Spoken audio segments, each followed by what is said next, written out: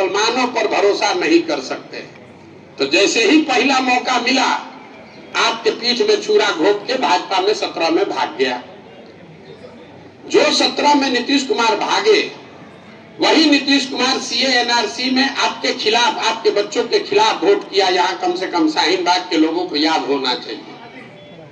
दो गलती, 17 में आपके वोट से जीतने के बाद जाके भाजपा में शामिल हुए, फिर सीए एनआरसी पर आपके खिलाफ वोट किया, लेकिन जैसे पलट के आ गए महागठबंधन में, तो सारे मुसलमानों को लग रहा है कि यही अब नया रहनुमा है। साझा करना चाहते, जो मैं समझता हूं कि मुसलमानों की हालत क्यों इतनी खराब है, और जो मैं बात कहूंगा आप में से ज्यादातर लोगों को अच्छी नहीं लगेगी। हम बहुत कड़वी बात कहते हैं। मुसलमानों की दुर्दशा इसलिए है कि आपने, ज्यादातर लोगों ने आपके कौम की जो बुनियादी बातें हैं सामाजिक राजनीतिक नजरिए से, उससे किनारा कर लिया है। मैं आपको पहली बात बता रहा हूं, आपके कौम में ये पैगंबर साहब ने बताया कि जिस कौम को अपने रहनुमाओं की समझ न हो, उसके ऊपर जालिम हुक्मरानों को मुसल्लत कर दिया जाता है। अब इस पंक्ति को आप लिख दीजिए और लिखकर इसको पढ़िए 2 बार। पैगंबर साहब ने कहा कि जिसको अपने रहनुमाओं की समझ न हो, उसके ऊपर जालिम हुक्मरानों को मुसल्लत कर दिया जाता है। तो अगर आज के हुक्मरान आपको जालिम मालूम पड़ते हैं, है नहीं है, वो विवाद का विषय हो सकता है, लेकिन अगर आपको लगता है कि आज के हुक्मरान जालिम हैं, तो पैगंबर साहब की कही हुई बात गलत तो हो नहीं सकती है।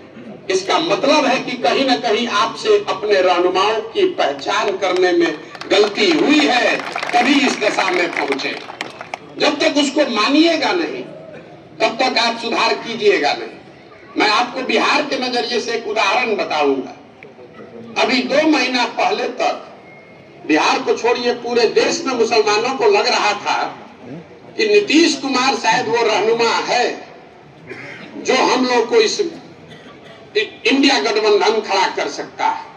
अब इस एक उदाहरण को आप देखिए, अभी 2 मिनट में आपके आंख के सामने दिखेगा कि मुसलमानों से गलती कैसे होती है। ये कौन नीतीश कुमार है? ये वो नीतीश कुमार है जो बिहार में 2005 से मुख्यमंत्री है।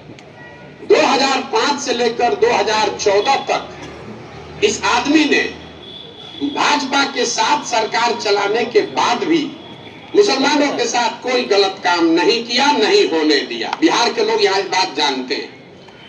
लालू जी के शासन के मुकाबले, 15 साल के लालू जी के शासन के मुकाबले नीतीश जी के शासन में पूरे बिहार में थोड़ा ज्यादा सुधार हुआ। उसका फायदा मुसलमानों को भी हुआ।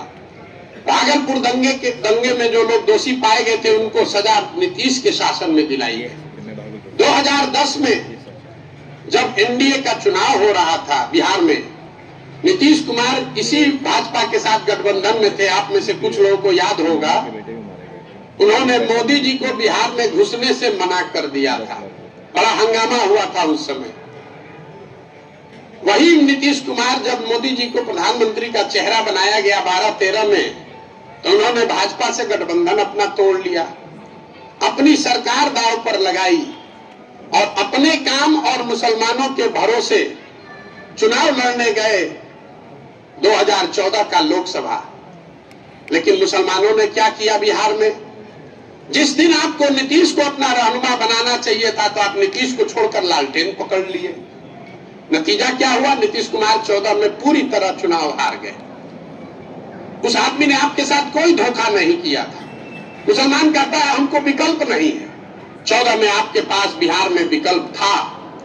आपके सामने एक व्यक्ति, एक दल था जो आपके साथ रहनुमा बनकर चल सकता था। आपने उसको छोड़ दिया। चलिए, वो तो पहली गलती हुई। अब देखिए आगे आप क्या करते हैं। 2015 में वही नीतीश कुमार हम लोग के सलाह पर महागठबंधन बनाए और मुसलमानों की वोट की ताकत पर महागठबंधन जीत कर आया। लेकिन नीतीश कुमार को उसके दिमाग में याद था कि मुसलमानों पर भरोसा नहीं कर सकते। तो जैसे ही पहला मौका मिला, आपके पीठ में छुरा घोंप के भाजपा में 17 में भाग गया।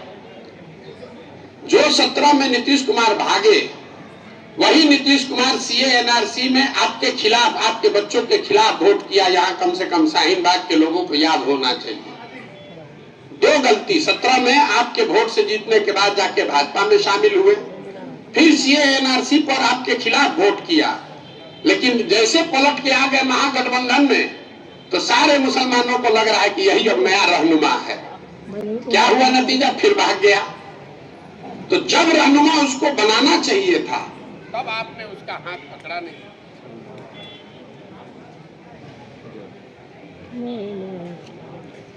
के हिसाब से आपको कुछ काम भी नहीं देंगे, आपको भागीदारी भी नहीं देंगे। जिस समाज में लोग खुद ही भागीदारी के लिए नहीं खड़े, हम कैसे भागीदारी दे देंगे? हम कैसे भागीदारी दे देंगे? आप सुनिए ना, आप वार्ड सदस्य लड़ने का आपको ताकत नहीं है, आप मुखिया पंचायत समिति लड़ने का ताकत नहीं है, और हम पार्टी बनाए और आपको टिकट दे दें एमपी का, ऐसा संभव है? नहीं देंगे। आपको कैमरे पर कह रहे नहीं देंगे। आप जब अपनी ताकत से, और आपने कहा कि आप अलग क्या करेंगे, अलग क्या कर रहे हो आपको दिखना चाहिए। मैं जो कह रहा हूँ इस पर आप एक पंक्ति भी भरोसा मत कीजिए। सुन लीजिए बात को, फिर से दोबारा नहीं रिपीट करें। जो भी मैंने कहा इस पर बिल्कुल भरोसा मत करो। मैं जो कर रहा हूं उसको देखो। हिंदू में एक कहावत है, कथनी पर नहीं करनी पर जाइए। हमने कहा कि हम दल नहीं बनाएंगे, चुनाव में वोट नहीं काटेंगे। हमने दल नहीं बनाया है, लोकसभा में हम नहीं चुनाव खड़ा कर सकते हैं। जिसको अपना नाम लिखना नहीं आता वो भी चुनाव लड़ रहा है। हम चुनाव क्यों नहीं लड़ रहे हैं? क्योंकि चुनाव तब लड़ा जाएगा जब आपकी वो ताकत बन जाए जिससे कि पार्टी बने, जिससे कि जीत हासिल किया जा सकता है। झूठ मूठ का कैंडिडेट खड़ा करने के लिए कहीं चुनाव लड़ गए, क्या फायदा उससे? सर, मेरा नाम वसीम अकरम त्यागी है, पत्रकार। अरे आप पत्रकार है,